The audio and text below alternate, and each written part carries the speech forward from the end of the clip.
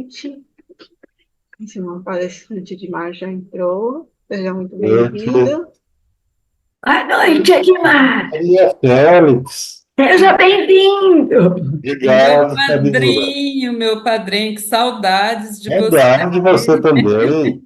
Tudo bom? Tudo e você? Tudo Fugiu, bem, sumiu graças a demais. Deus. Como vão E todos os familiares, a irmã Vânia, todos estão bem? Todos bem, todos bem. Graças Felizmente, a todos Deus. bem. Você, tudo bem? Tudo bem, tranquila. então a Luizinho, palavra. oi? Desculpa. A palavra já está com o irmão Edmar. Pode começar a Tá bom, proferir muito assim que obrigado. quiser a palestra. Edmar, você vai colocar Share Screen. Vou, vou. Eu vou te colocar como co-host, tá? Tá bom, tá ok.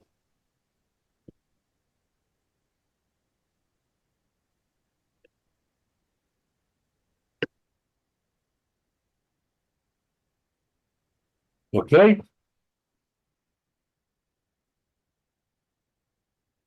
Ok? Já pronto?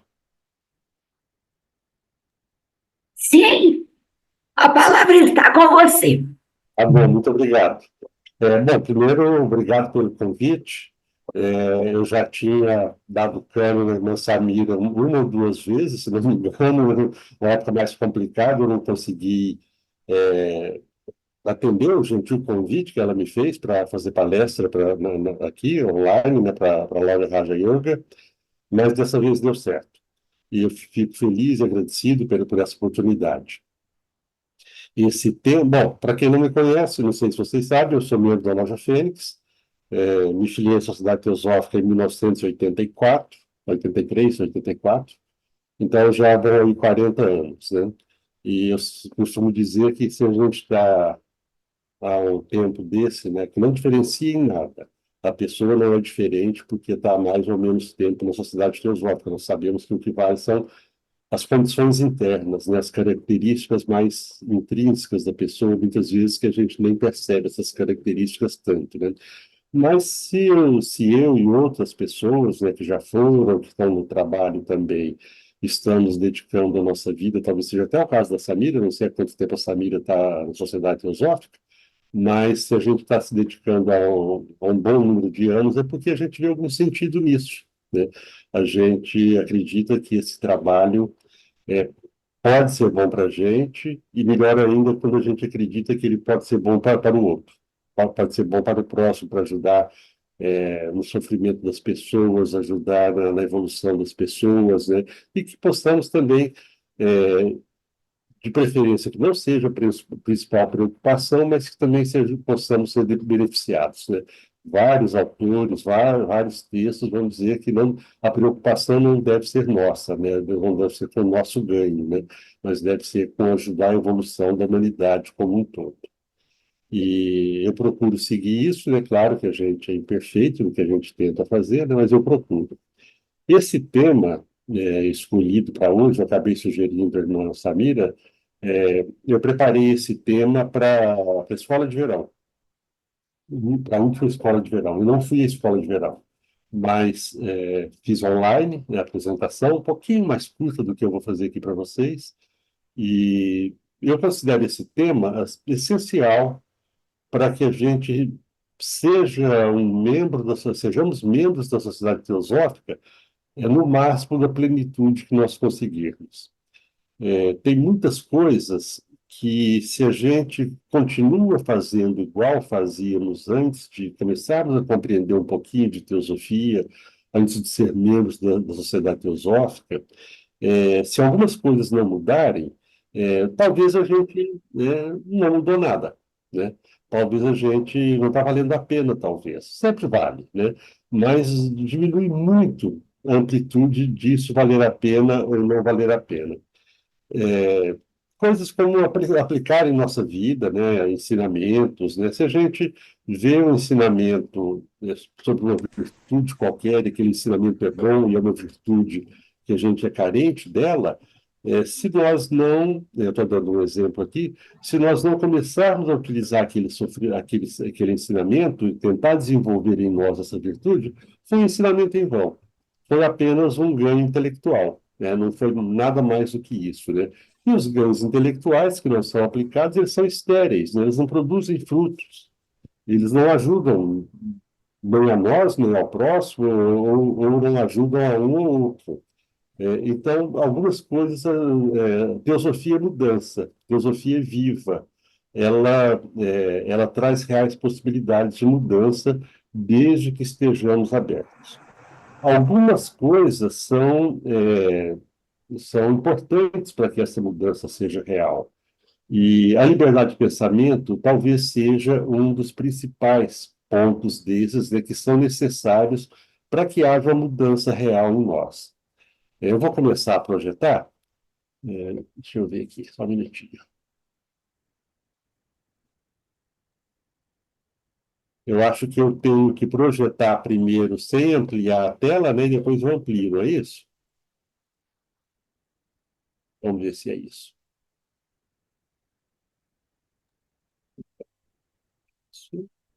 Você puxa no share screen.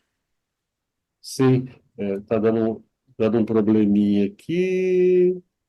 Não é isso. Não é O isso. arquivo tem que estar aberto, está aberto? Sim, não, acho que tá sim. É que porque eu estava procurando a tela, ela estava pequenininha no canto, a tela do Zoom, e eu não olhei para o canto, fiquei olhando do outro lado. Vamos ver aqui. Não, não é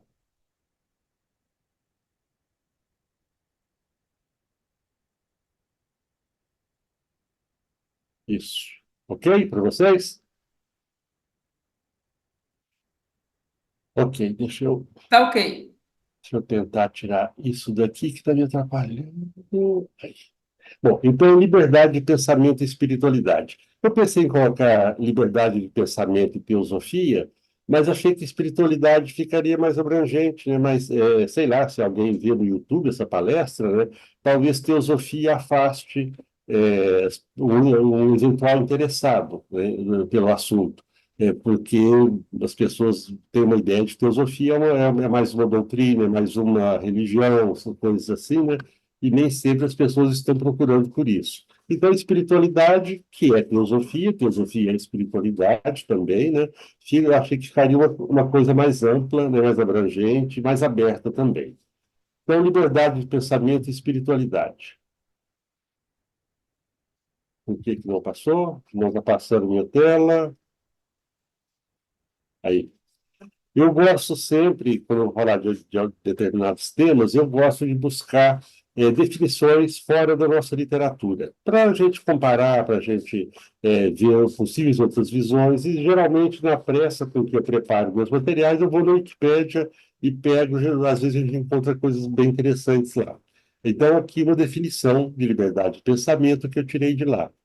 Liberdade de pensamento, liberdade de consciência, liberdade de opinião ou liberdade de ideia é a liberdade que os indivíduos têm de manter e defender sua posição sobre um fato, um ponto de vista ou uma ideia, independente das visões dos outros.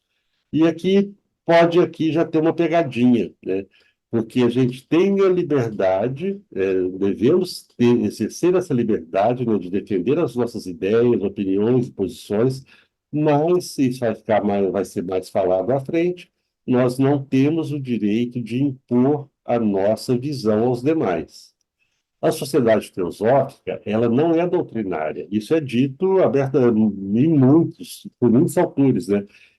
Nós temos um corpo de conhecimento, mas não um corpo de conhecimento para ser adotado como verdade, né?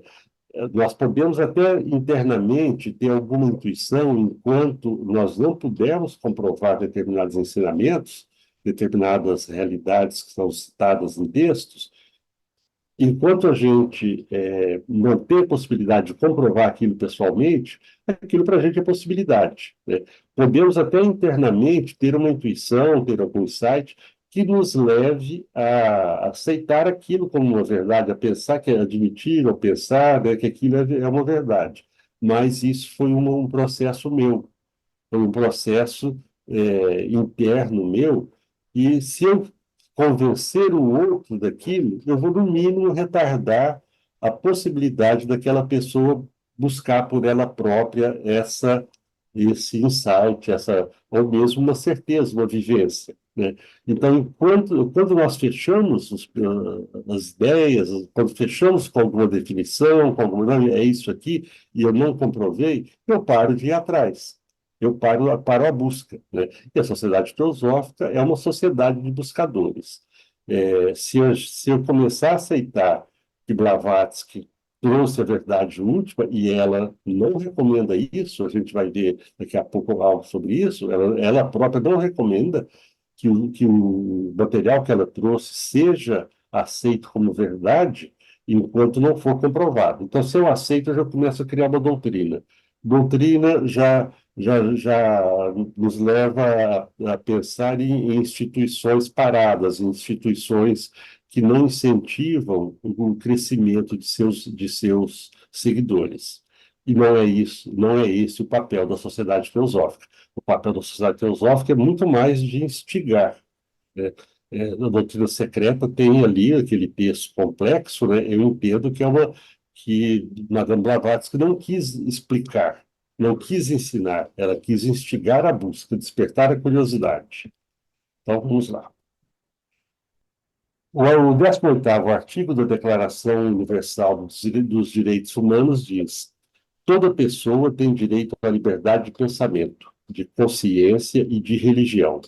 Este direito implica a liberdade de mudar de religião ou de convicção, assim como a liberdade de manifestar a religião ou convicção, sozinho ou em comum, tanto em público como em privado, pelo ensino, pela prática ou pelo culto e pelos ritos. Então, temos esse direito, né, de manifestar, mas nunca como uma imposição. A nossa religião, a nossa convicção, não precisamos esconder que pertencemos a essa ou aquela religião, mas é uma coisa pessoal, né? Tem uma passagem muito bonita do Dalai Lama, né? Eu acho que é uma coisa recente, acho que eu vi isso em internet, alguma coisa, eu acho que é uma coisa recente, quando alguém pergunta a ele se ele recomenda que as pessoas venham para o budismo. Ele fala, não. Se você está feliz na sua religião, se ela está lhe satisfazendo o seu lado espiritual, fique nela. Não precisa mudar de religião. Então, essa é uma postura que nem todos os líderes religiosos, nem todos têm, né? Às vezes, há muito essa busca, né, de ter o fiel ali sob rédea, né, no cabresto, né, sendo guiado, sendo independente. Sociedade teosófica é para criar pessoas independentes, ela nos incentiva a sermos independentes.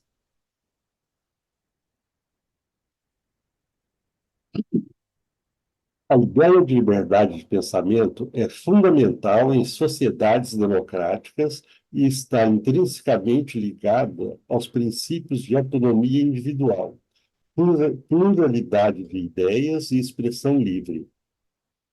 Esse conceito defende que os indivíduos têm o direito fundamental de formar, expressar e manter suas próprias opiniões, crenças e perspectivas sem interferência coercitiva, faltou um T ali, por parte do governo, instituições ou outros indivíduos.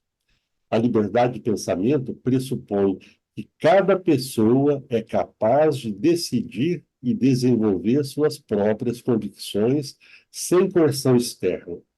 Isso envolve a capacidade de explorar ideias, valores e crenças de maneira autônoma. É claro que isso aqui está também falando, né, de pessoas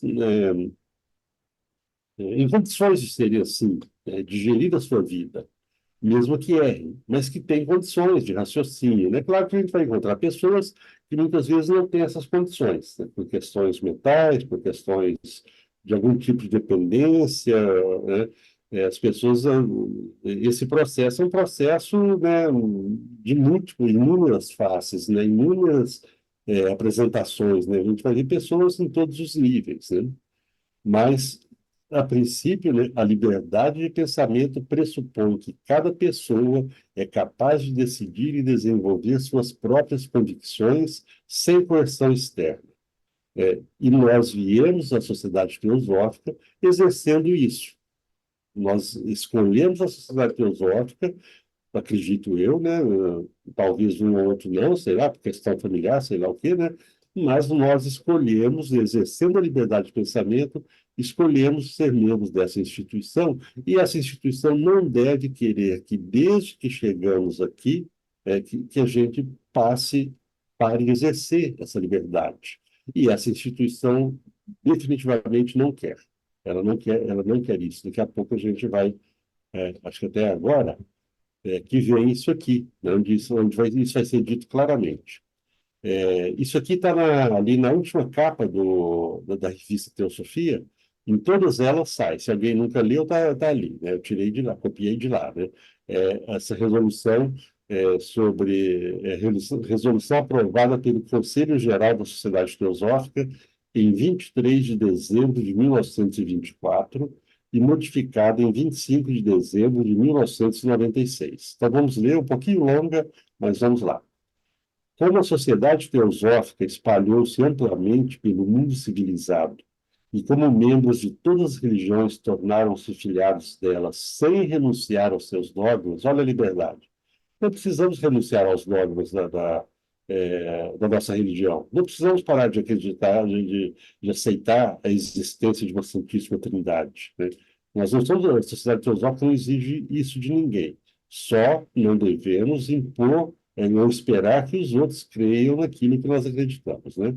Então, e como membros de todas as religiões tornaram-se filiados dela sem renunciar aos dogmas, ensinamentos e crenças especiais de suas respectivas fés, ou seja, usando a liberdade de pensamento, parênteses meu, né, é considerado desejável enfatizar o fato de que não há nenhuma doutrina, nenhuma opinião ensinada ou sustentada por quem quer que esteja de algum modo constrangendo qualquer membro da sociedade, nenhuma que qualquer deles não seja livre para aceitar ou rejeitar. Isso diferencia a nossa sociedade, tiro parênteses aqui, né? Isso diferencia muito a nossa sociedade. Ninguém tem direito a uma interpretação oficial, né? Sigamos.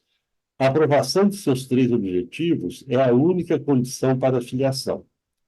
Nenhum escritor ou instrutor, a partir de H.P. Blavatsky, tem qualquer autoridade, a partir de H.P. Blavatsky, incluindo ela, tem qualquer autoridade para impor seus ensinamentos ou suas opiniões sobre os associados. Cada membro tem igual direito de seguir qualquer escola de pensamento, mas não tem direito de forçar qualquer membro a tal escolha.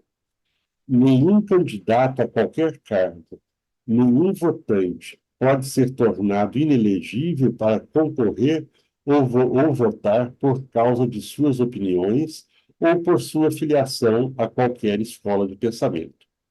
Opiniões e crenças não concedem privilégios nem infligem penalidades. É claro que se um membro de uma outra instituição se candidatar a presidente de loja, por exemplo, a própria presidência da Sociedade Teosófica ou ao conselho, os votantes, né, como toda instituição democrática, como é o caso da Sociedade Teosófica, eles não precisarão votar naquela pessoa se acharem que não é cabível, né, que não deve. Por isso ou por outro motivo, mas não pelo que a pessoa pensa, não pela religião que ela exerce. Desde que ela esteja dentro da instituição sem causar danos, ela tem todo o direito de concorrer a um cargo, de votar, né? Nada impede isso, né? Gente, vocês querem fazer algum comentário? Eu não sei como vocês costumam fazer. Eu repeti essa palestra na Loja Fênix e eu fui parando, e as pessoas comentando, perguntando, mais comentando do que perguntando, e que é um jeito que eu até gosto mais, mas se tiver alguma pergunta, posso tentar responder também. Não sei, a presidente da loja é Maria Aparecida? Eu não ouvi o que você falou. Não ouviu? Vocês estão me ouvindo bem? Sim, estou ouvindo bem. Porque eu perguntei se eu sigo falando ou se vocês querem pequenos intervalos para conversa. Se alguém tiver alguma pergunta, quiser fazer agora, Algum comentário, alguma Pode, opinião? pode prosseguir. Acho que todos estão aqui em eu acho que silêncio, estão atentos. estão prestando atenção. Fique Tá à bom, então vamos vontade, lá. eu prosseguir, irmão. Vamos lá, então. E eu adotei essa abordagem. Isso aqui foi uma opção pessoal, né? Eu adotei essa abordagem, né, de ver o impacto da liberdade de pensamento no desenvolvimento de virtudes, né? Nós procuramos, né, nesse caminho nosso, né, ou espera-se que a maioria procure, né, senão, como eu disse, não faria muito sentido estar na sociedade filosófica estudando essas coisas, mas, então, nós provavelmente estamos tendo práticas, né, de desenvolvimento de virtudes, nos tornarmos pessoas melhores, mais amorosas, mais verdadeiras, né, e, quem sabe, mais intuitivas, por exemplo, né, e outras virtudes, né. E qual o impacto que a liberdade de pensamento tem nesse desenvolvimento de virtudes?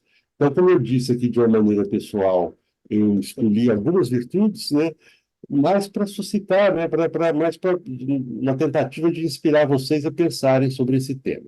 Então, vamos lá. A gente vai falar de liberdade de pensamento e tolerância, discernimento e autoconfiança. Então, e eu vou fazer isso com citações e pequenos comentários das cartas dos Mahatmas. Eu não fiz pesquisa profunda, eu não sou um grande estudioso, tenho pouco tempo, talvez tenha tendência menor ao estudo. Então, essas citações, elas foram tiradas daquele livrinho de pensamentos, né, de excertos das cartas dos mestres para meditação diária. Eu peguei as citações ali, elas são ótimas, as citações que tem ali, né? Então, vejamos: liberdade de pensamento, discernimento e autoconfiança, mas acho que eu estou errado. Bom, vamos lá. Nós não exigimos mente passiva. Ao contrário, procuramos aqueles mais ativos que podem somar 2 mais 2, desde que estejam no rumo certo, né? Bastante claro, né? Eles não querem pessoas obedientes. Eles querem pessoas, os mestres, né? Eles querem pessoas capazes de raciocinar e de tomar decisões por si próprios, de escolher caminhos, de escolher as alternativas por si próprios.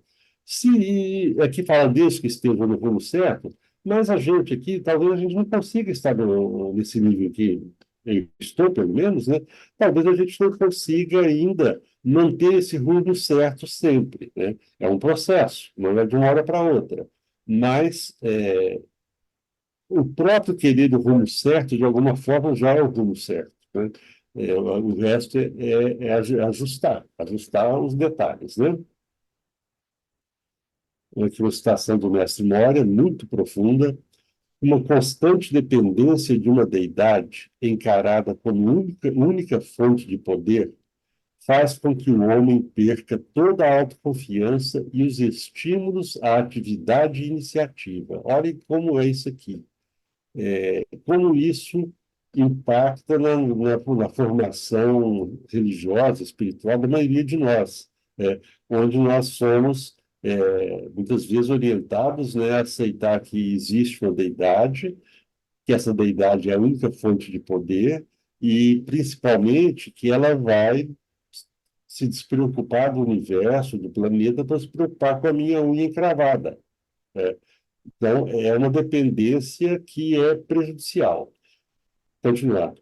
Tendo começado por criar um guia para si próprio, torna-se semelhante a um menino, e assim permanece até a idade avançada, esperando ser levado pela mão nos menores como nos maiores acontecimentos da vida. A pessoa não vai se tornar adulta, ela está sempre dependente, né? Como uma criança dependente do seu pai, da sua mãe, né? Então, nós estaremos sempre na dependência de um tutor, muitas vezes imaginário, desde que a gente imagine que não existe uma deidade personificada, que não existe um Deus pessoal. Então, talvez Eu estou dizendo talvez porque pode ser que aqui entre nós tenham pessoas que aceitem o ensinamento de uma religião ou mais religiões que dizem sobre ou insinuam esse Deus pessoal e que ele vai se preocupar em resolver o meu problema financeiro, em curar minha unha encravada, né? Parece que não é bem assim, né? Enquanto a gente estiver esperando isso, nós não vamos crescer e não vamos ter aquilo que está ali no título, autoconfiança, né? Por mais que a gente se machuque, por mais que a gente tenha problemas, é, devemos, né, e o caminho espiritual, de certa forma, é a busca da autossuficiência. Isso tem que ser falado com muito jeito, né, para não denotar uma arrogância, não é arrogância, mas é como a gente tomar remédio para coisa que não precisa, né? Você cria uma dependência daquilo, né? E aqui é a mesma coisa. À medida que nós pudermos esperar, parar de esperar acontecer milagres, intervenções, a gente está crescendo e adquirindo autoconfiança. No Mestre Couture, nós guiamos nossos Chelas, mesmo os mais avançados. Não guiamos nossos Chelas, mesmo os mais avançados. Nem os advertimos previamente, deixando que os efeitos produzidos pelas causas que eles próprios criaram lhes ensinem pela melhor experiência. Ou seja, de repente vou pegar uma encravada aqui, de repente eu estou com a unha encravada porque eu escolhi o sapato errado, porque eu cortei minha unha da forma errada e estou com a unha encravada. Fui eu que criei aquilo. Então talvez compete a mim procurar um podólogo, um médico que me resolva o problema, mas não esperar por uma intervenção divina.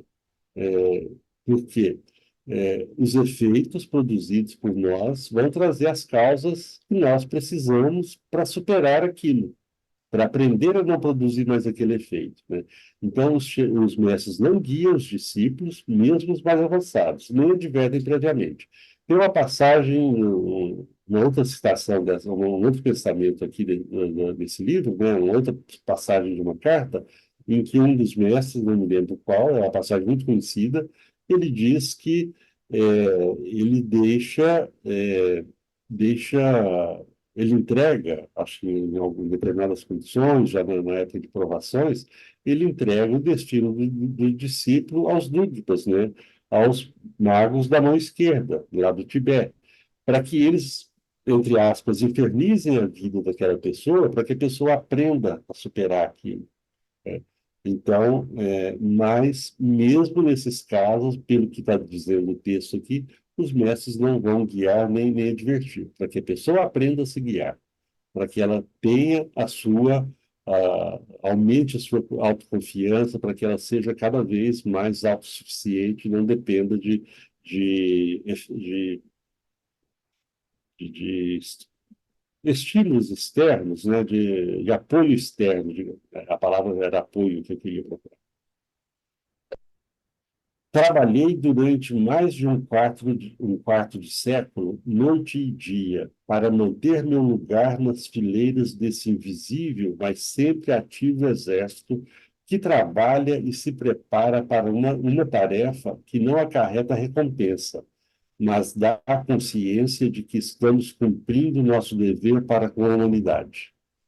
E encontrando-vos em meu caminho, tentei, não temais, não aliciar-vos, pois isso seria impossível, mas simplesmente atrair a vossa atenção, despertar a vossa curiosidade, senão os vossos melhores sentimentos para a verdade uma e única.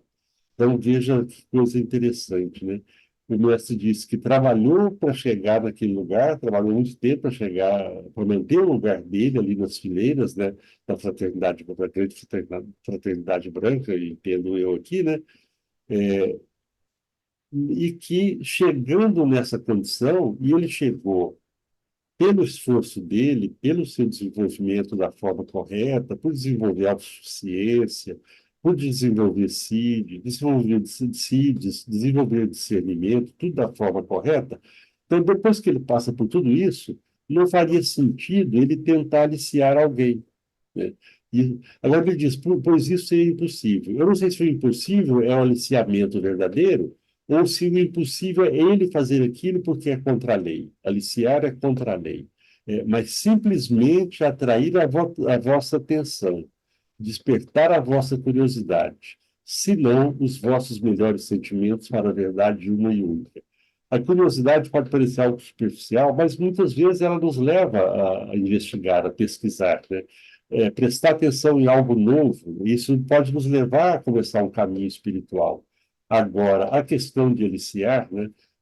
Muitas vezes a gente, em conversas, né, sobre filiação de membros da sociedade teosófica, nossa preocupação com a diminuição de membros, que é real e torturante essa diminuição de membros da sociedade teosófica, mas aliciar membros não é o caminho.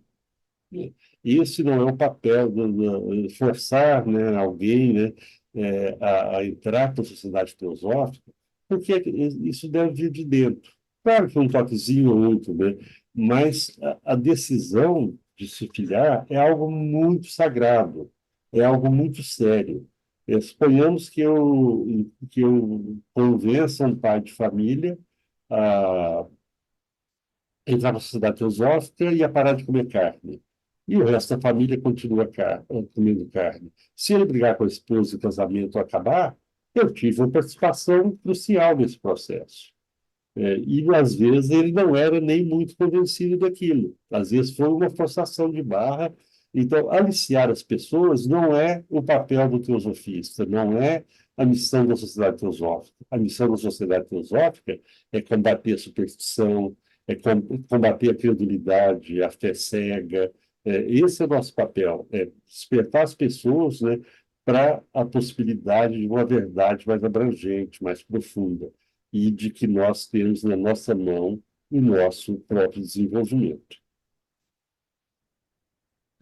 Se vos exigisse que fizesseis esta ou aquela coisa, em lugar de simplesmente vos aconselhar, seria eu o responsável por todos os efeitos que decorressem do passo dado, e a vós só caberia um mérito secundário. Isso aqui é tão claro que seja ser quase cruel, né? Porque a gente às vezes fica querendo esse conselho, fica querendo essa orientação, né? Mas se eu faço, quando eu sigo uma receita para fazer um determinado prato, um bolo, suponhamos, né? Pego a receita na internet, num livro, pego a receita e sigo aquela receita, por mais gostoso que fique o bolo, aquele bolo não é todo meu. Eu segui a receita de alguém. Isso não quer dizer que devamos nos fechar para a experiência alheia, para seguir experiência alheia, mas que façamos o nosso caminho, mesmo que seguindo a experiência alheia, observando a experiência alheia. O conselho, ele não é para ser aceito cegamente. Nós devemos nos aconselhar como irmãos, né, irmãos de caminhada, podemos e talvez devamos nos aconselhar, mas é necessário refletir. É necessário discernir se aquele conselho, aquela orientação é o que é o melhor para o meu momento de vida. Se aquilo é o que eu sou capaz de fazer, ou se eu vou me frustrar e me machucar se eu não conseguir. Ou, em determinados casos, né, no caso de espiritualidade, determinadas técnicas forçadas de desenvolvimento, às vezes produzem efeitos catastróficos, né? Loucura e coisas assim, né? Não é muito difícil achar casos assim. Jamais tentamos. Veja o que o mestre está dizendo. Se o mestre está dizendo isso, por que que uma outra pessoa ou uma instituição poderia nos dizer o contrário, se nós aceitamos a existência de um mestre ou a possibilidade da existência dos mestres, né? Jamais tentamos submeter a nossa à vontade de outrem. Em ocasiões favoráveis, liberamos influências elevadoras, que atingem várias pessoas e de diversas maneiras. É diferente a submissão a receber uma influência. A influência está deixando em aberto, né? Um exemplo, eu, de vez em quando eu consulto o Xing, muito de vez em quando. O Xing eu gosto dele porque ele deixa em aberto, ele joga aquelas imagens, né, para quem conhece, né, ele joga aquelas imagens, mas ele nunca define. eu tenho que me virar naquele emaranhado de símbolos, né? O lago, a montanha, o céu, a terra, né? Eu tenho que me situar ali no hexagrama para que aquilo tenha algum proveito para mim, né? Mas sempre sou eu que vou decidir, né? Então, não nos submeter à nossa vontade, à nossa vontade de outra. Mas a influência, ela pode ser bem-vinda, desde que bem aproveitada, inclusive no caso do Xing, né? Já que eu citei. Ouve teu próprio conselho e crê em tuas melhores intuições. É claro que que tudo tem que ter discernimento. Muitas vezes, uma pretensa intuição foi uma imaginação, uma viagem, né? Então, é necessário, se veio alguma ideia, alguma coisa de dentro, é necessário confrontar aquilo com a realidade física aqui, dura, que eu estou vivendo. Se aquela ideia, aquilo que eu julguei uma intuição, um insight, se aquilo cabe. Senão vai me levar a, a tropeços, né? Tem uma piadinha muito antiga que eu ouvi há muitos anos, a Maria Félix deve ter ouvido eu contar algumas vezes em loja, porque eu gosto muito dela, ela tem a ver com uma piadinha muito boba, né? Que tem a ver com isso aqui. É a história de um cara, né, um sujeito que morava numa cidade, trabalhava numa cidade próxima e todos os dias ele ia de carro, pela mesma estrada, tinha as lombadas, né? E dias de trânsito intenso, né, ele às vezes se atrasava e ficava nervoso, tentava ultrapassagem, isso ainda é da época uma das pistas duplas, né? Ele tentando ultrapassagem, não conseguia, e um dia ele está lá muito ansioso, tentando sair de trás de um caminhão, e ele ouve uma voz, vai que dá. Ele arriscou, foi e deu, né? E ele começou a ouvir com mais frequência aquela voz, né? Vai que dá. E ele passou a confiar naquilo e despreocupar, né? Um dia a voz falou, vai que dá. Ele entrou, antes de ele bater no caminhão que vinha em sentido contrário, a voz falou, uai, será que não vai dar? Quer dizer, as nossas intuições, né, as nossas vozes internas podem nos levar a acidentes, né? É, e é necessário, então, bom senso, né? Bom senso, discernimento. A esta altura, já deveríeis ter aprendido o nosso modo de agir. Nós aconselhamos, jamais ordenamos. Aqui ele está admitindo o conselho, né? E agora há pouco falou que não, né? Mas aconselhamos, não ordenamos. É quase mesmo uma influência, né? Olha, isso, né? Decida, você decide. Você usa a sua liberdade de pensamento para aceitar ou não o que eu estou te dizendo. Não é obrigado a aceitar. Escolhei de acordo com vossa melhor luz. Isso é lindo, né? E complexo também, né? Porque, novamente, essa melhor luz, né? Eu tenho que ter aquilo, né? Se eu tiver uma experiência, assim, uma revelação interna, né? Um processo de escolha, novamente, né? A mesma coisa daquela voz, né? De repente a luz é uma luz a querosene e o querosene acaba, né? Então eu tenho que procurar ter uma certa convicção de que é uma luz real, né? Que tá ali para iluminar meu caminho.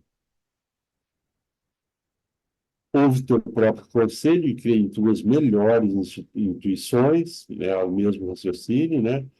Acredite nas suas intuições, mas pense sobre elas, né?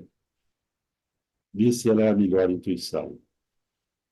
Ninguém, isso aqui vale muito para a nossa condição de membro da sociedade teosófica, principalmente para aqueles que, assim como eu, já são antigos em sociedade, né? Que muitas vezes a gente começa a assumir um papel de autoridade, né? Eu tenho horror a isso, né? Eu, Maria Félix, conheceu boa parte da minha trajetória como membro, da minha atuação como presidente de loja e outras coisas, e me dediquei bastante. Hoje eu estou me afastando dos cargos, né? A idade chegou, né? Ano que vem já completa 70 anos, tenho questões familiares que me mantêm mais em casa, e felizmente a Loja Fênix teve uma renovação interessante, né? Então a gente vou me afastando dos cargos, né? Mas não da loja, nem da Sociedade Teosófica, né? Mas então a gente, quando tem tem uma trajetória assim de dedicação, é, sem nenhuma arrogância ou vaidade, né? Eu acho que é mais ou menos natural que a pessoa se torne uma referência, pelo menos, né? E referência eu acho uma coisa aceitável, né? Desde que se saiba ser referência também. E desde que quem se baseie nessa referência exerça a sua liberdade de pensamento, né? Porque, às vezes, com o tempo, com o nosso estudo, com a nossa aquisição de conhecimento intelectual, a gente começa a se achar dono de verdades, maiores ou menores, né? Começa a se atribuir uma autoridade. E pior, muitas vezes, outras pessoas passam a tratar esses mais antigos como autoridades. Nós não temos autoridades espirituais na sociedade teosófica. Nós temos autoridades administrativas. Claro que vai sempre haver alguma coisa, também no sentido espiritual, mas a função de quem tem cargo na sociedade teosófica é administrativa. O orador, aquele que faz palestras, como eu estou me arriscando a fazer aqui, a gente tem que pensar muito no que fala, para não exercer uma influência exagerada, para não, qual foi a palavra usada ali agora há pouco? Esqueci, para não forçar as pessoas a entrarem. Eu vou usar uma palavra melhor ali agora ali atrás, né? Para que a gente não alicie pessoas, né? A gente deve, nós oradores, a gente mais antiga, eu procuro falar sempre na condicional, porque essas coisas, as mais profundas aqui, e as pouco profundas também, elas são para mim possibilidades. Então, eu não posso chegar aqui para você, para uma plateia, lá e falar assim: olha, a reencarnação existe. E querer que as pessoas acreditem, saindo ali pensando que a reencarnação existe. É claro que eu trabalho com isso como possibilidade, mas eu não tenho certeza. Então, eu não posso arrogar para mim uma autoridade que me permita dizer para o outro que a reencarnação existe, né? Isso deve. A Sociedade Teosófica ela mostra um edifício de conhecimento intelectual que, segundo uma amiga minha, se você puxa a reencarnação, o tijolinho da reencarnação desse edifício, ele desmorona. E é verdade. É, tudo perde o sentido se a gente. Mas então, talvez um caminho, então aqui eu me atrevendo a dar algum conselho, né?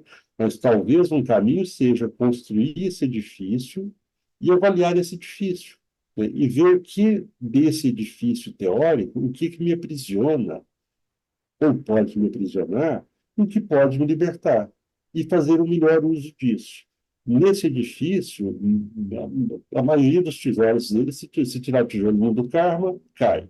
Se tirar o da lei de evolução, cai, né? Então, é um edifício muito perfeito. Mas, para a gente, talvez ainda seja possibilidade. Para mim, é possibilidade. Só que é uma possibilidade, para mim, tão forte e que me cala tão fundo que eu invisto boa parte da minha vida nela, como eu disse no início, né? Mas isso não me dá o direito de querer que as outras pessoas façam da maneira como eu faço com esse edifício de conhecimento intelectual. A onda avançada do progresso intelectual deve ser captada e guiada para a espiritualidade. Não pode ser compelida ao culto emocional. A emoção é ruim? Não, a emoção não é ruim. A emoção, quanto mais refinada, melhor. Quanto mais voltada para a arte, voltada para o amor, para a compaixão, né? É um caminho evolutivo, é o caminho do Bhakti Yoga. Mas, se a gente quer fazer essa ponte que está prevista nos objetivos da sociedade teosófica, de fazer uma ligação, uma ponte entre ciência e espiritualidade, as pessoas de mente científica, elas não são muito emotivas, muitas vezes, né? Elas se levam pelo raciocínio, pelo 2 mais 2, né? Então, isso deve ser respeitado de alguma forma se a gente quer influenciar, né, nesse processo do progresso intelectual da humanidade. E não o aliciamento. São mentes incapazes, que possivelmente não seriam aliciadas. Só um minutinho.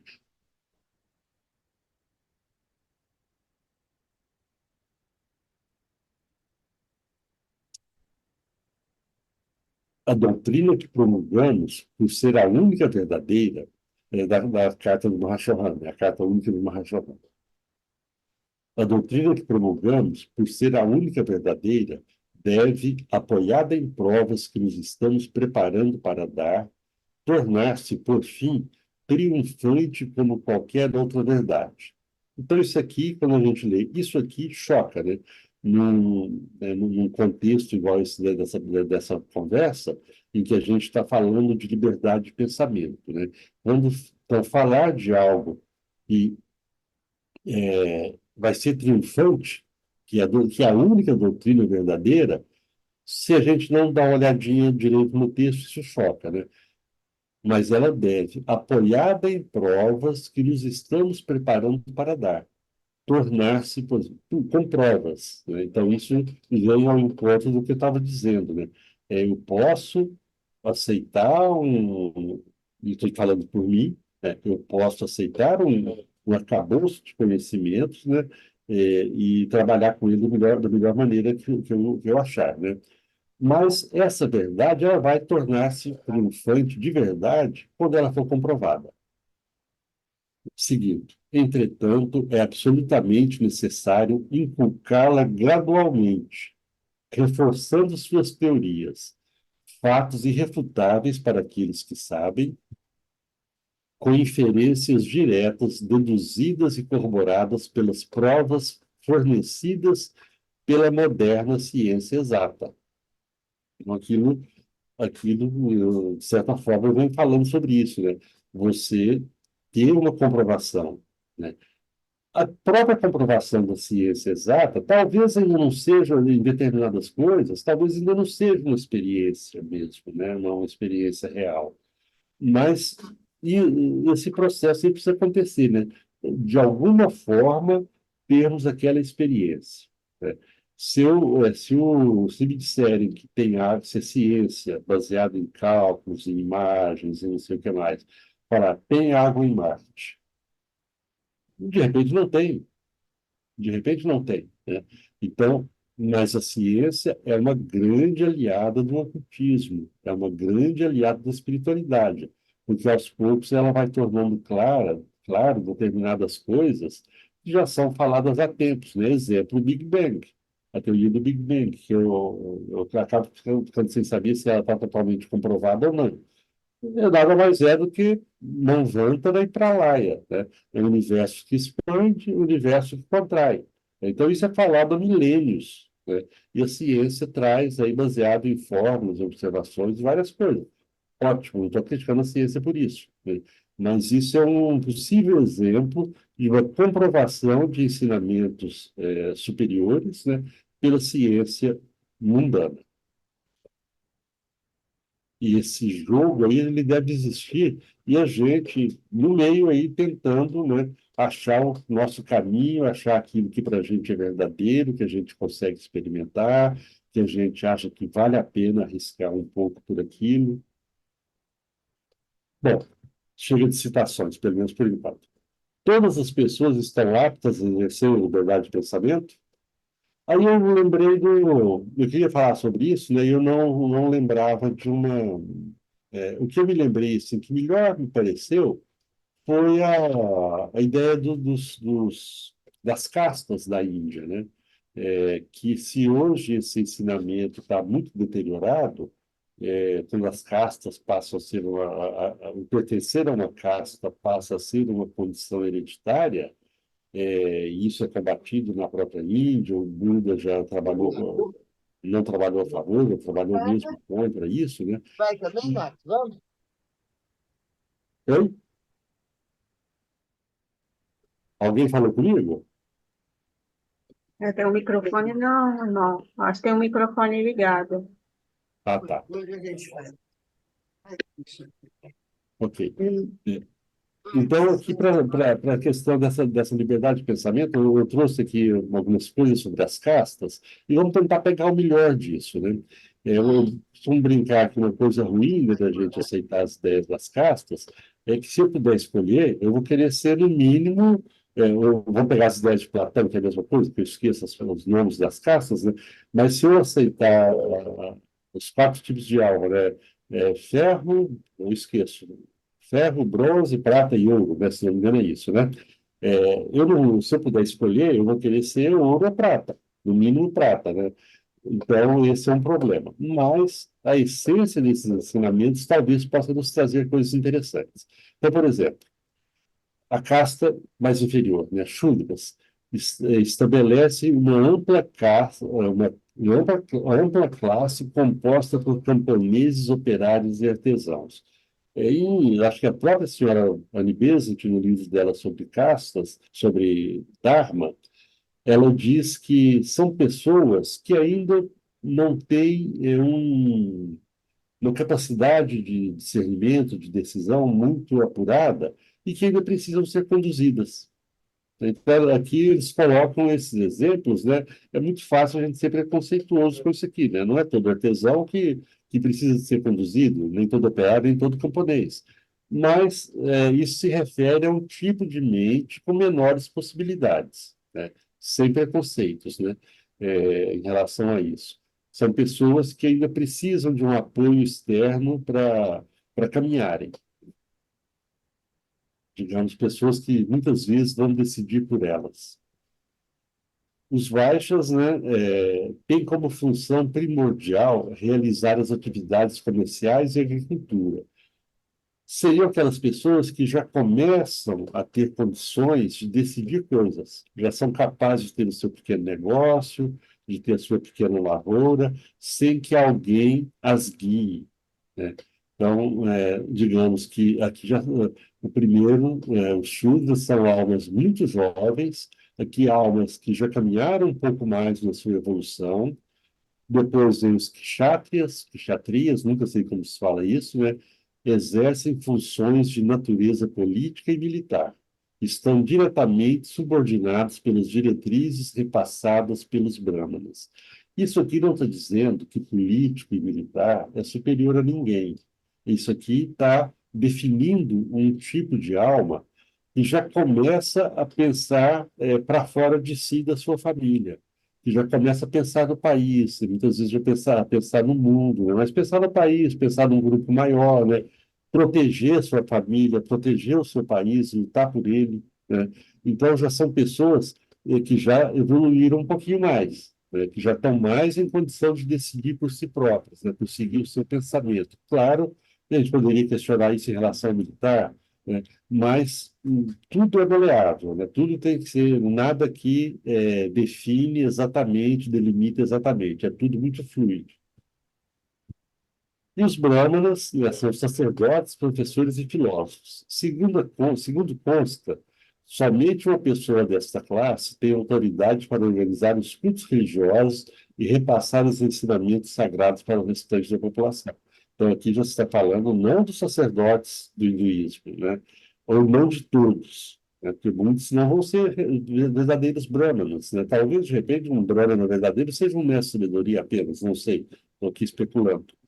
Mas aí já seriam as almas muito antigas, muito evoluídas, que já podem inspirar, já podem verdadeiramente dar um conselho bom da maneira correta, mas que não vão querer ninguém submetido a si, né? Não vão querer, tudo aquilo que a gente falou ali, que os mestres falam que eles não querem mentes obedientes, tudo isso está valendo aqui. Esses verdadeiros brahmanas, eles não estão procurando seguidores, eles estão querendo despertar almas, estão querendo despertar consciências para suas próprias responsabilidades com o seu próprio caminho espiritual. E aí acabou. Acabou. Estou à disposição para conversar, não sei se eu passei do tempo, não tenho a menor noção de que horas são. Então, tá no tempo certinho, gratidão, maravilhosa palestra, muito boa. Obrigado, minha irmã. Irmãos que quiserem perguntar, comentar alguma coisa, podem abrir seus microfones.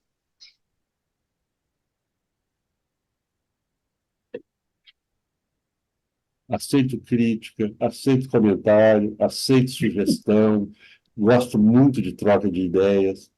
Acho que o Ronaldo levantou a mão. É uma palestra muito profunda, né? Muito. E, ao mesmo tempo, eu acho que é uma palestra que traz a gente para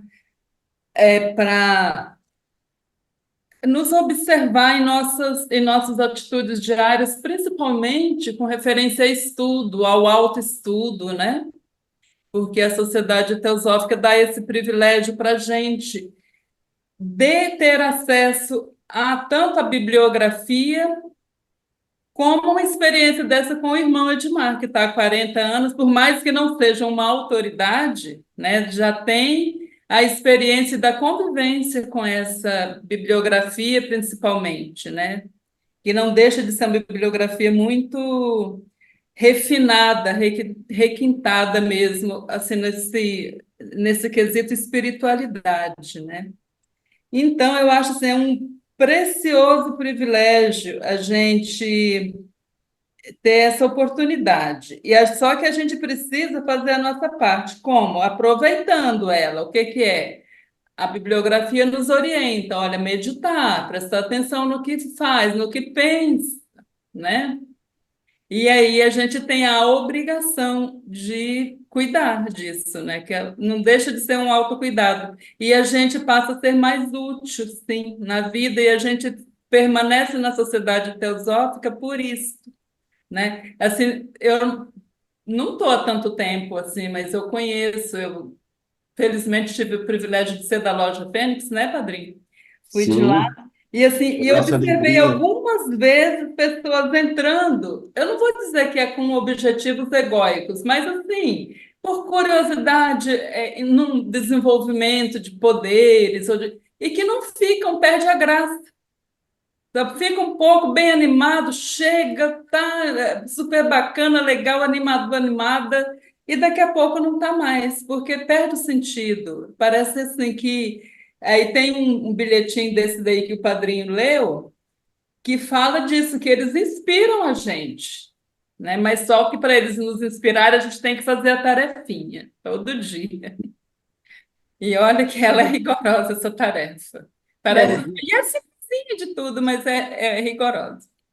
isso que você falou de pessoas entrarem buscando desenvolvimento de poderes, coisas assim, a, a própria fixação só no conhecimento, acho que eu falei isso, mas repetindo, a própria fixação só no conhecimento intelectual, sem aplicação, vai fazer a pessoa perder o sentido, perder o interesse em um determinado momento. E aquilo passou a ser, né, o que eu estudei no ginásio, hoje, na minha época era ginásio, né? Hoje, nem sei como é que chama hoje, né? Que eu estudei no colégio e que hoje eu dou pouca importância, talvez, né? Porque foi um conhecimento intelectual. O conhecimento que me deu a minha profissão, ele tomou um outro sentido. Irmão Ronaldo, pode abrir seu. Eu gostaria de perguntar se na África da Índia as pessoas são divididas por casta, né? Se isso é tão importante assim, na sociedade filosófica, né?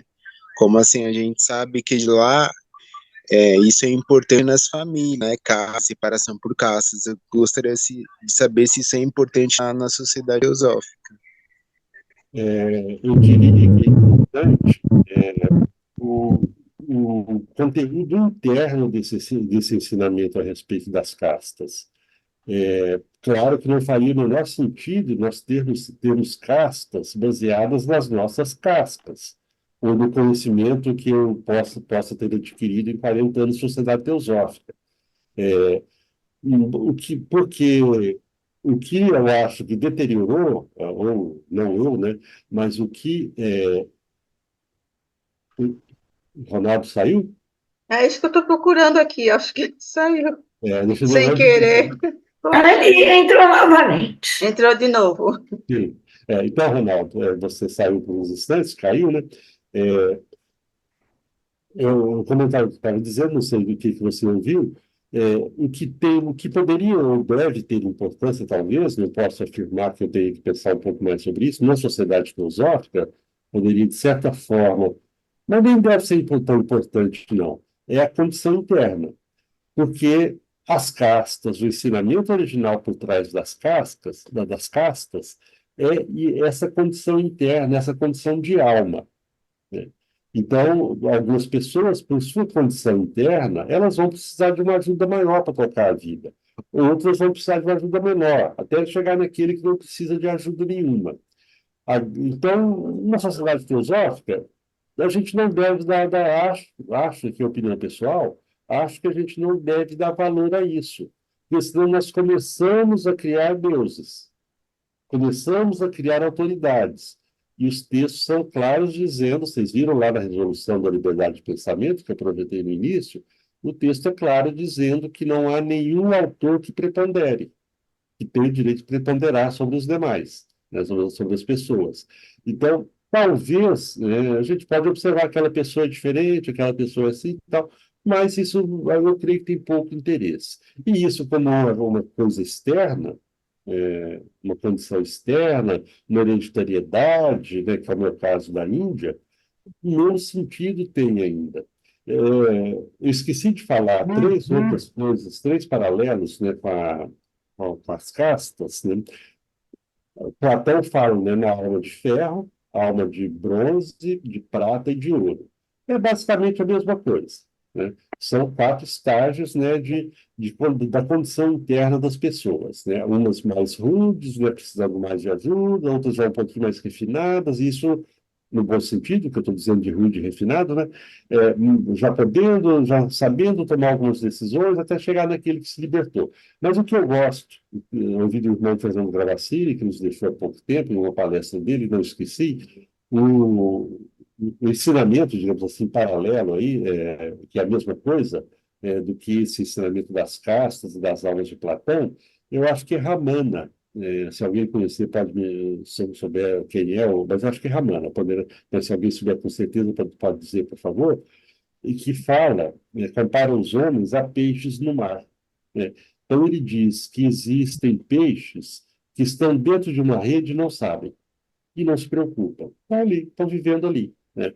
Existem peixes que perceberam que existe uma rede, mas se conformam a ela, e não estão preocupados em sair da rede. Uma outra classe de peixes percebeu a rede e luta por sair da rede. E a outra classe já saiu da rede, né? Então, são estágios diferentes, né, mas é uma condição interna.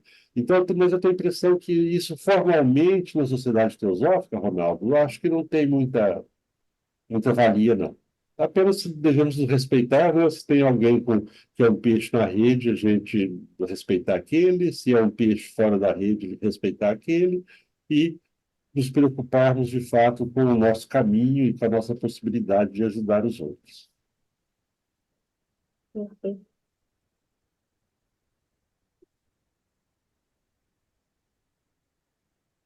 Mais alguém? Irmão,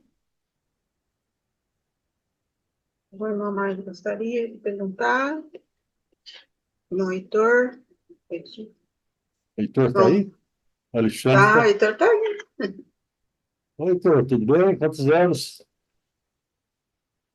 Alexandre está com a mão levantada. Está sem Alexandre. som, Alexandre. Ah, pode abrir, irmão. Boa noite, meu irmão. Oi, tudo bem? Tudo bom, meu irmão? O Heitor vai falar? Pode falar, meu irmão Heitor. Pode falar, irmão. Depois do irmão Heitor. Ele já desligou o jogo dele. Ah, sim. Então, não conheci o irmão, gostaria de agradecer, né, pela palestra, que foi bastante rica. Eu acho que sou o mais novo membro aí da Seja bem-vindo. sociedade, né, e da loja. Seja E bem-vindo. muito obrigado. Agradecer aí pela riqueza, né, da sua Obrigado. palestra. Foi fundamentado aí esse direito como uma lei, né, uma legislação nacional e internacional, Internacional. lei que faz parte também da própria sociedade. Então, eu achei muito, muito bacana essas suas colocações a respeito de ser um direito, né, legalizado essa liberdade. O senhor disse também que tudo que Só a um gente busca. só um minutinho. Tem uma moto lá fora. Então, bora. Repete, por favor, o finalzinho. Então, essa regulamentação toda eu achei bastante interessante, tanto na legislação nacional e internacional e dentro da sociedade, né? Na sociedade. Como o senhor mencionou. Eu achei isso Você, bem, senhor não. Senhor bem, não, você. então, achei muito bom. E como foi falado também, né, que se o objetivo é todo esse crescimento pelo próximo, como que a gente vai atuar, fazer algo pelo próximo sem respeitar a liberdade de pensamento, principalmente, né? Sim, Então, e também os frutos que o senhor colocou, né, que com essa liberdade as pessoas vão colher os frutos, vai ter o discernimento, ela vai por si só adquirir coisas, conhecimentos que às vezes a gente tentando passar não serão tão valorizados quanto através da liberdade. Então, estou muito feliz aí com as suas considerações e aprendi bastante com essa palestra, gostaria de agradecer. obrigado, Alexandre. Eu vou aqui cometer a ousadia para parafrasear Blavatsky. Blavatsky diz em algum momento que as flores que ela trouxe não são dela, que o que dela é apenas o laço que prendeu o ramalhete. Aqui hoje foi modestamente, muito modestamente, né, e muito atrevidamente, né, foi a mesma coisa, né? Eu peguei as coisas e juntei a minha maneira, não teve praticamente nada pessoal, né? Eu trouxe, mas eu te afirmo que se a sociedade teosófica não desse essa liberdade, que provavelmente eu não estaria nela. Não teria sentido, né? Se eu Vamos pegar aqui um exemplo. Se eu tiro. Porque a sociedade teosófica ela nos dá condições eu falei isso no início, né? Nós vamos falar um pouquinho sobre isso e dar um exemplo que talvez seja até um pouco antipático. Porque é para produzir transformação interna. Nos desprendermos das autoridades espirituais é uma grande transformação interna. Não só das autoridades espirituais vivas, mas, por exemplo, e aqui vai um exemplo antipático. Se eu tirar Cristo do altar e colocar um retrato do Mestre Moria e passar a adorar o Mestre Moria de determinada maneira, eu não me transformei internamente. Eu continuo com a mesma mentalidade de estar admirando, adorando e dependendo de uma entidade espiritual externa. Não é desprezar, não é renegar, mas é saber usar aquilo com sabedoria, pegar o ensinamento, pegar os exemplos de vida e, na medida do possível, trazer aquilo para a minha vida, aprender de fato com aquilo, não apenas intelectualmente, mas buscando experienciar aquilo. É, Essa coisa da sociedade teosófica de tirar a nossa dependência, eu vou admitir o Salvador aqui, que eu estou com saudade dele, eu estou pedindo para entrar, vou admitir, tá? Por favor. Tudo bom, Salvador? Abração. Então, isso é fundamental para o nosso crescimento, né? Essa liberdade. Eu gosto da palavra corrimão. Nós temos corrimões, nós precisamos de corrimões para não cair. Mas, aos poucos, nós vamos soltando esses corrimões, né? Uma instituição religiosa, a própria sociedade teosófica, são corrimões, né? Mas a sociedade teosófica é um corrimão que me dá muita liberdade. E como eu preciso de corrimão, eu fico aqui porque aqui eu tenho essa liberdade. E isso é fantástico. Em termos de instituição, isso é fantástico. Obrigado. Muito bom. Irmão Heitor? Muito boa noite, irmão Edmar, queridos E aí, irmãos. irmão Heitor, quantos anos? Muitos Tudo bem anos. você? É uma satisfação estar na presença do irmão, de todos os Peraí, irmãos. deixa eu aumentar aqui Ótimo. meu volume. Deixa eu aumentar meu volume aqui, que eu estou te ouvindo pouco. Está me ouvindo? Só um minutinho, eu estou ouvindo pouco. Não, agora melhorou. Pode falar. Tá. Vamos ver aí se o áudio está bom. Eu gostaria de comentar o seguinte, né?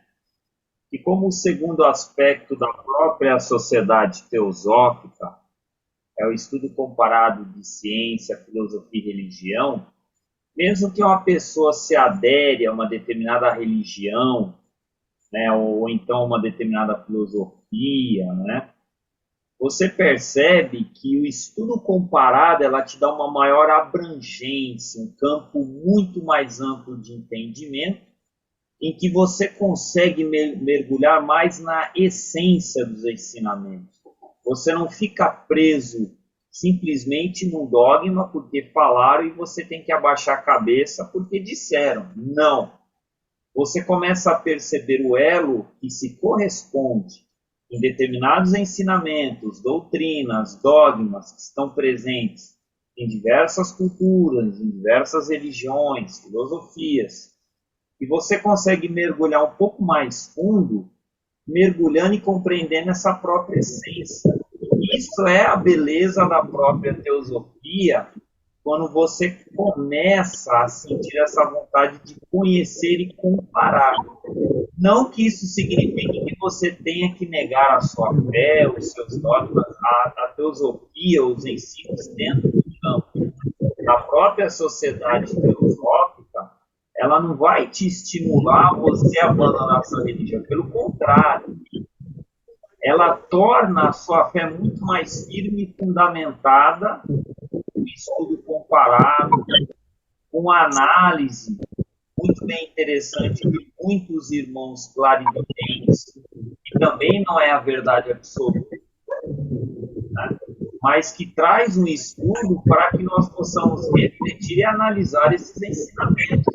E aí cabe a cada um de nós, de fato, se nós desejamos aceitar ou rejeitar aquele dogma ou aquele ensinamento. Então, eu acho que isso é a própria riqueza da própria sociedade teosófica, dos seus diversos membros, né, que estão partícipes ali, seja no budismo, seja no cristianismo, no jainismo, não importa a religião. Né? Então, eu acho que isso é a riqueza. Uma vez o irmão ele trouxe uma questão muito interessante, né, sobre um visitante que estava numa loja ali presenciando uma palestra, né, e o irmão lá, presidente lá, foi recebido uma pergunta para o visitante, né? E lá não foi para o presidente, foi para o palestrante. Vocês acreditam em Deus? Aí o dirigente, o palestrante que estava lá, disse que sim. Agora o presidente levantou a mão e falou, não, a gente não acredita. Eu mesmo não acredito em Deus. Entendeu? E aí a pessoa ficou um tanto confusa, justamente porque você tinha, poxa, como a pessoa fala uma coisa, a outra fala outra, eu não estou entendendo nada. Justamente porque está sendo expressada a liberdade de pensamento e que não está presente o dogma e que toda loja tem que acreditar em Deus, né? Essa que é a riqueza da própria sociedade teosófica, da busca para a busca do conhecimento, de trazer dentro de nós mais profundamente o que é a teosofia. Era isso que eu gostaria de comentar. Obrigado, Heitor. A questão do dogma é interessante porque os dogmas, essa palavra ficou muito pejorativa, acho que eu não sei qual o significado etimológico, vou até procurar de dogma, mas se alguém souber, por favor, me fale. Mas essa palavra ficou pejorativa do nosso ponto de vista, do nosso meio, né, onde a gente busca liberdade de pensamento, porque o dogma, ele fecha, né? É isso aqui. Mas a teosofia ilumina o dogma. Ela pode trazer o conhecimento por trás do dogma, a essência, como disse o Heitor, que está por trás daquele dogma. Quando eu pego o dogma da Virgem, da luz, sendo virgem, da luz a um filho, e vou atrás dele e percebo as questões da matéria, do espírito, né, da raiz da matéria, a matéria immaculada, a matéria ainda pura, né, e a vida penetra nela e surge do filho, digamos assim. Tem um conhecimento ali por trás. Talvez tenha outros, eu estou me lembrando aqui lembrando de uma forma rasteira, esse que faz sentido com os nossos estudos. A Santíssima Trindade, quando eu penso nos três logoi, a Santíssima Trindade é um conhecimento profundo, mas aí é algo, transforma em Pai, Filho e Espírito Santo, tira a mãe, e passa a ser algo, e a mãe é importante, que é a mesma Virgem Maria, digamos assim, que é falado em outro dogma, mas sempre com esse aspecto, né, com o mesmo aspecto, né? Então, o dogma, ele pode indicar coisas importantíssimas, assim como o símbolo da cruz. Eu tenho uma palestra sobre a cruz, que eu já fiz algumas vezes, tanta coisa, e ali foi muito pouco, né, o que eu trouxe, o que eu achei, mas é tanta coisa que a gente tira do ensinamento da cruz, que é um negócio impressionante. Mas fica aquela coisa de que é o Filho de Deus, né, morrendo crucificado e se dando a nós em sacrifício. Mas tem muita coisa por trás desse ensinamento. Então, a teosofia tem isso, né? Ela nos mostra a essência, como disse o Heitor, né? Que está por trás de um dogma, de um símbolo, de um ensinamento, né? Ela nos tira da letra morta. Mas, para tudo isso, e para aproveitar isso corretamente, discernimento, autoconfiança, liberdade de pensamento, uma busca sincera, pesquisa, reflexão, né? Não vai cair no nosso colo.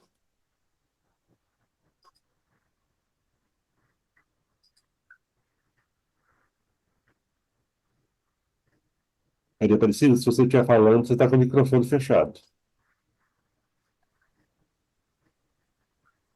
Certo, perfeito, irmão. Mais irmãos gostariam de falar, de comentar? Irmão Luiz? Quer falar alguma coisa? Não. Salvador, está aí ainda? Irmão Tô aqui. Salvador? Tudo bem? Cheguei agora, cheguei depois do fim da palestra. Eu percebi, não tem problema. É, Abraço, Salvador. realmente, tudo de bom. Você também. Temos algum recado no chat? Não, né? Então, eu agradeço a vocês a oportunidade. Oportunidades assim são um privilégio. Eu acho que a gente procura fazer uma abordagem correta, né? Não ser dogmático também, né? Talvez a gente não consiga sempre, né? Mas a gente procura isso. E o privilégio é maior ainda de poder falar, né, em uma instituição, no âmbito de uma instituição que permite isso, que eu me coloque, que eu coloque as minhas impressões, que eu coloque as minhas ideias, e que, se eu estiver correto, que eu talvez colabore para que os irmãos também pensem sobre essas coisas que a gente coloca. Mesmo que eu esteja incorreto, né? Se provocar o pensamento, a reflexão, já está valendo. Você não tinha falado uma besteira muito grande, já está valendo só de provocar a reflexão, nem que seja para discordar do que eu falei, né? Então, eu agradeço muito, agradeço a Samira, que foi quem me fez o convite pessoalmente, né? Estou à disposição para outras ocasiões. Nós que agradecemos, Samira. Gratidão, irmão Edmar. Como sempre, trazendo temas interessantes que faz-nos refletir, porque, como a gente já frequenta há muitos anos, já temos uma larga escalada, mas sempre estamos aprendendo. Sempre. E a teosofia, para mim, é um livro aberto, onde a gente pode expressar os pensamentos, se autoconhecer e autorrealizar. Isso é a teosofia para mim. Porque não adianta você ler, ter conhecimento e não praticar. Então, o mais importante é a prática. É verdade. E isso a gente tem procurado fazer sempre. Gratidão, irmão. Eu que agradeço, minha irmã. Agradeço muito pelo convite. Semana que vem, teremos uma palestra que quase é a continuidade dessa. É sobre saúde e espiritualidade. Saúde. O irmão Ricardo Berger, que está presente hoje. Saúde e espiritualidade?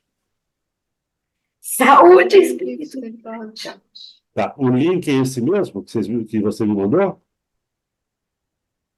O link. Não, eu vou te mandar outro link. Tá, se eu puder, eu venho ver. É um tema que me interessa.